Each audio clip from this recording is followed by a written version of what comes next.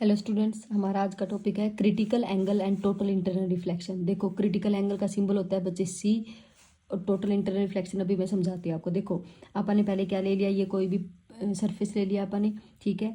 यानी कि ये सरफेस ऐसा ले लिया जो दो मीडियम को अलग अलग करता है। ऊपर वाला मीडियम अपन ने रेयर ले लिया, और नीचे वाला क्या ले लिया, डेंसर मीडियम। अब देखो, अपन ने डेंसर मीडियम में क्या करवाई, रे इंसिडेंट करवाई यहाँ पे, फिर मैंने क्या किया, नॉर्मल क्रिएट किया, यहाँ पे नॉर्मल ड्रॉ किया। अब देखो, जब लाइट डेंसर टू रेयर जाती है तो कहाँ बेंड होती है बच्चे, अवे फ्रॉम नॉर्मल, तो ये ऐसे बेंड करेगी। जैसे जैसे आगे क्या किया मैंने, एंगल ऑफ इंसिडेंस को मैं बढ़ाती जाऊंगी, तो जो बाहर रिफ्रैक्शन हो रहा है उसका एंगल भी क्या होता जाएगा बच्चे, बढ़ता जाएगा।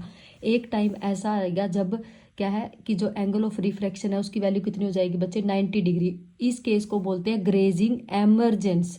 और यहाँ पे एंगल ऑफ इंसिडेंस किसके इक्वल हो जाता है बच्चे, क्रिटिकल एंगल के, ठीक है। तो ये पता लग गया आपको क्रिटिकल एंगल क्या होता है, जब एंगल ऑफ रिफ्रैक्शन क्या हो जाए, 90 डिग्री हो जाए, उसको बोलते हैं ग्रेजिंग एमरजेंस। और जहाँ पे incident angle is equal to critical angle हो जाए तो इसको बोलते हैं क्रिटिकल एंगल, ठीक है।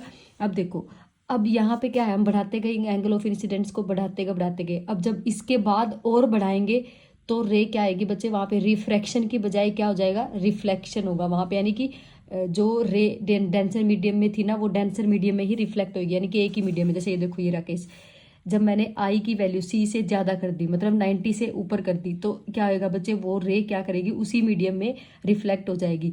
इस फिनोमिना को क्या कहते हैं, टोटल इंटरनल रिफ्लेक्शन, जहां पे angle of incidence is equal to angle of reflection होता है, ठीक है।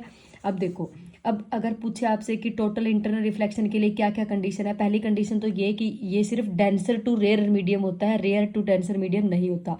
दूसरी कंडीशन कि एंगल आई हमेशा क्या होना चाहिए, क्रिटिकल एंगल से बड़ा होना चाहिए।